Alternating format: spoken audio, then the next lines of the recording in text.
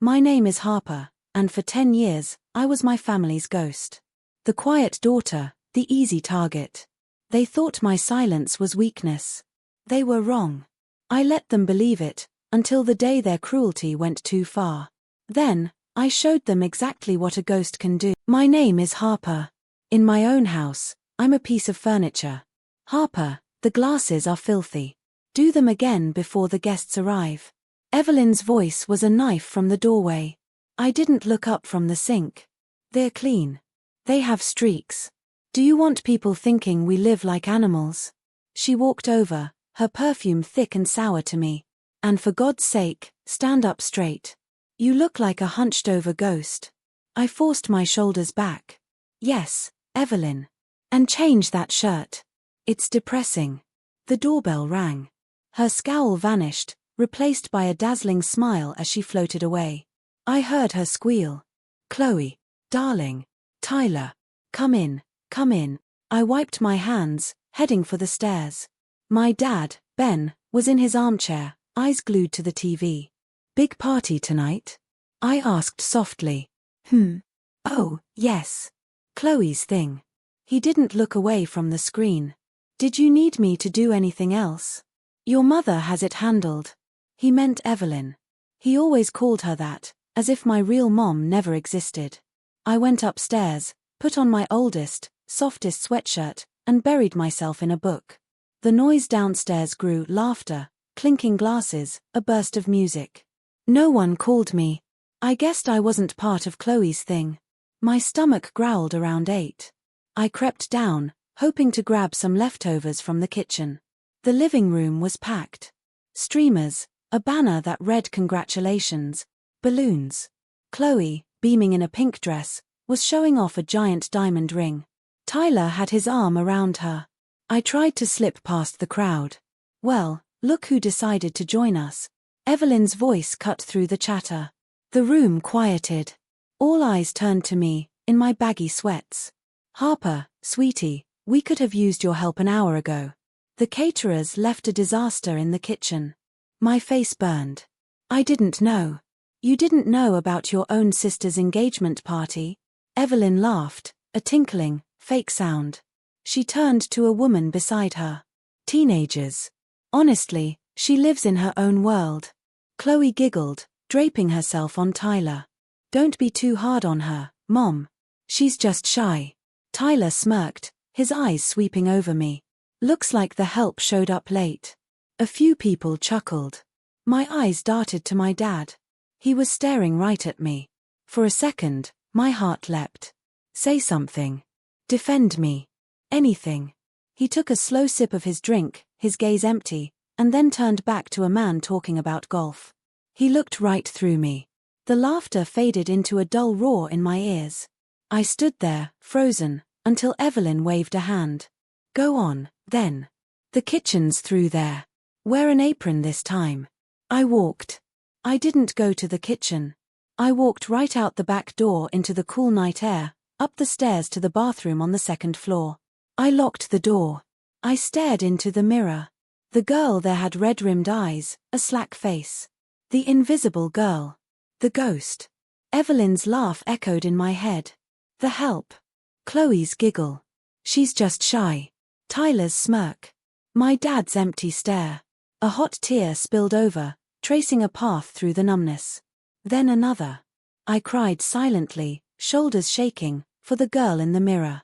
For the years of swallowed words, of making myself small. The pain was a living thing, sharp and ragged. But as I watched myself cry, something shifted. I perfected my role. The silent girl. The harmless ghost. Your posture is atrocious, Harper. No wonder you don't have friends. Evelyn sighed over breakfast. I hunched my shoulders further, staring at my cereal. I'm trying. Try harder. Or don't. It's your future to waste. Later, in my room, I opened the Notes app on my phone. April 12th, 7:15 a.m. Kitchen. Evelyn, no wonder you don't have friends. I tagged it, insult image. A few days later, Chloe swung my door open without knocking. She was holding my mom's pearl necklace. Borrowing this, she announced. My heart seized. Chloe, that's please. That's all I have of her. She shrugged, fastening the clasp. It's just sitting in your dusty drawer. It should be seen. Don't be so selfish. I clenched my fists under my desk. Then I made my voice small. Okay. The moment she left, I typed. April 16th, 3:42 p.m. My bedroom. Chloe took Mom's pearls. Called me selfish. See, theft emotional. My secret job at Been There Cafe was my only oxygen. Evelyn thought it was court-ordered community service for a bad attitude. I never corrected her. One afternoon, my coworker Liam nodded at my worn-out sneakers. Rough day. Just family stuff, I mumbled, wiping the counter. Yeah. I get that. He didn't pry. He just slid a muffin my way. On the house. You look like you need it. It was the first kindness I hadn't had to beg for in years. I almost cried. Thanks, Liam.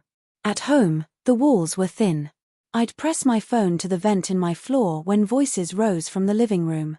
Evelyn's shriek was crystal clear one night. Another 5,000 on the credit card, Ben? For what? Was Chloe's convertible not enough? My dad's low mumble was inaudible. I don't care. You fix it. You think my friends don't see this? You're embarrassing me. A crash, like a vase thrown. I hit record on my phone's voice memo, my hand steady. Another day, I was cleaning the powder room when Chloe and her friend Maya came in, touching up their makeup. Tyler is so clingy, Chloe groaned.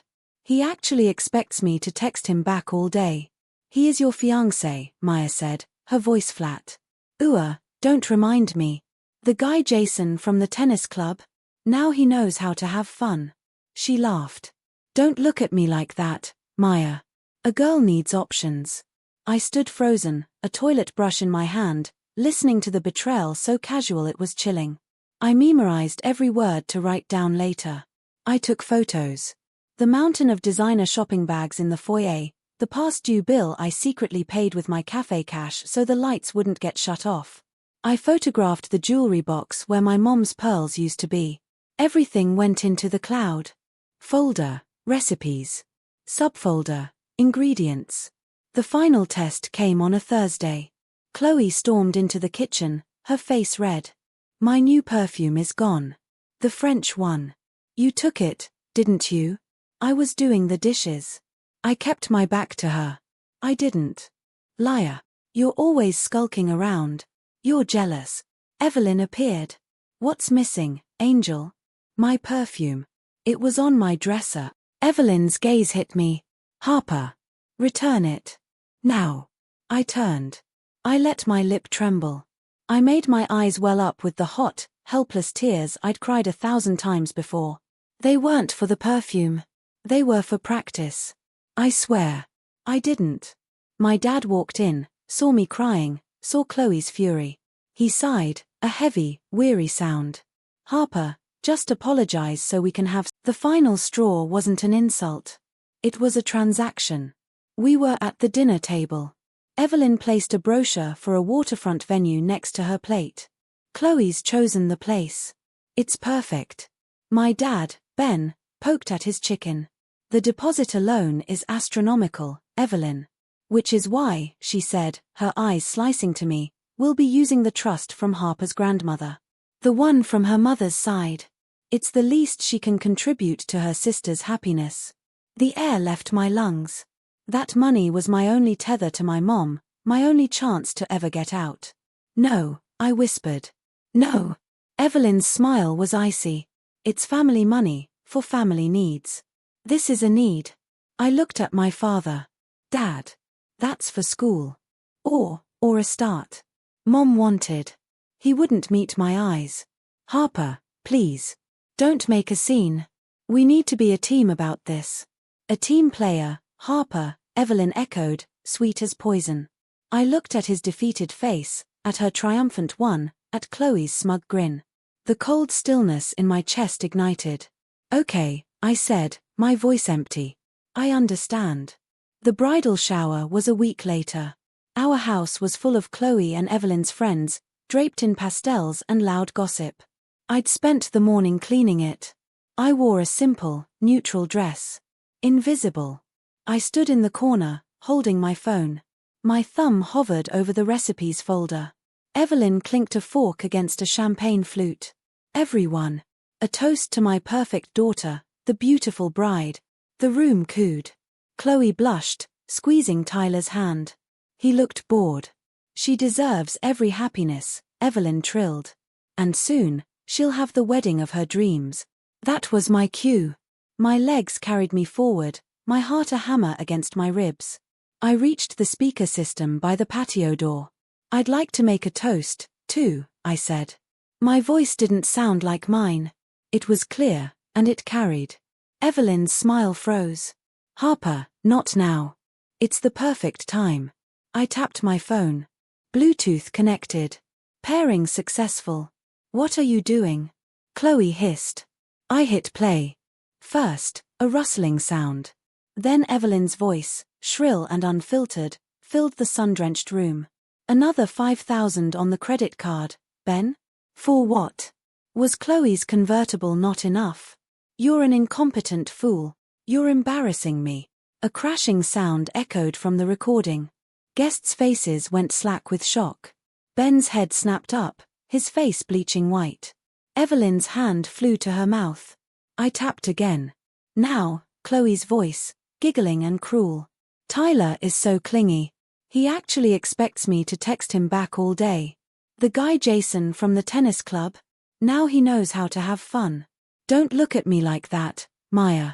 A girl needs options. The silence that followed was absolute, and deeper than any noise.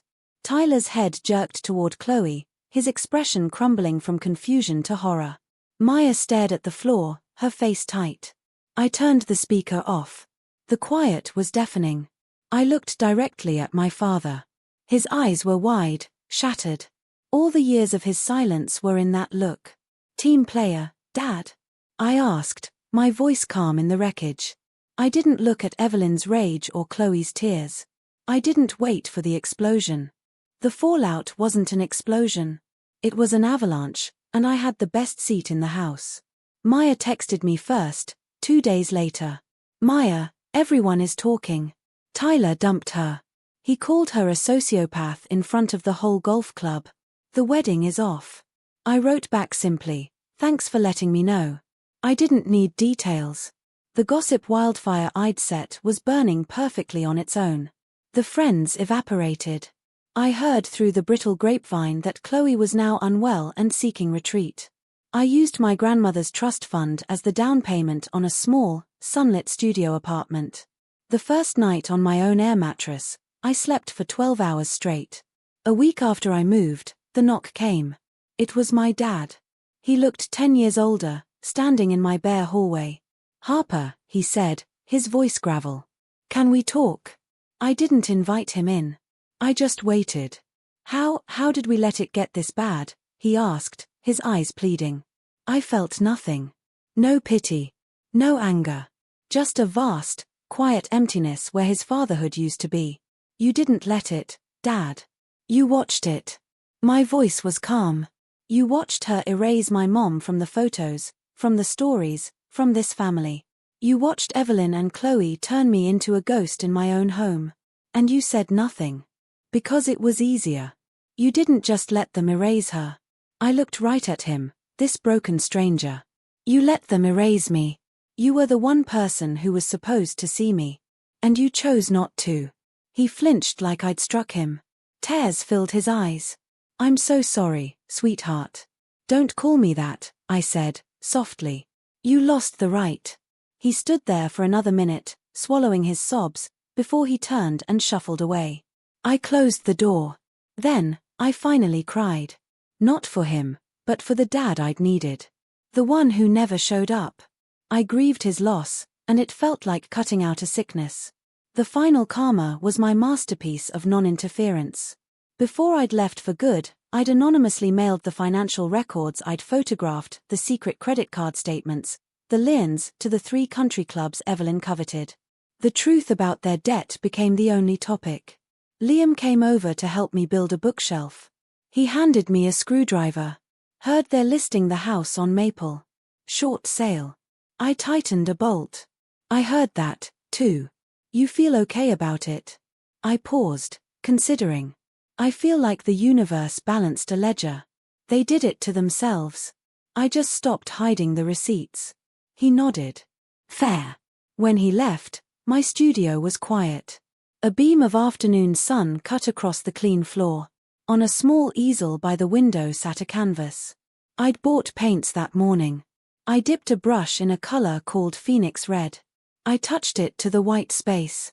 The motion was clumsy, unfamiliar. I hadn't painted since I was a child, since before my mom died. I didn't paint a picture of my family, or a bomb, or a chain breaking. I just painted a shape. Then another. Letting the colors find each other.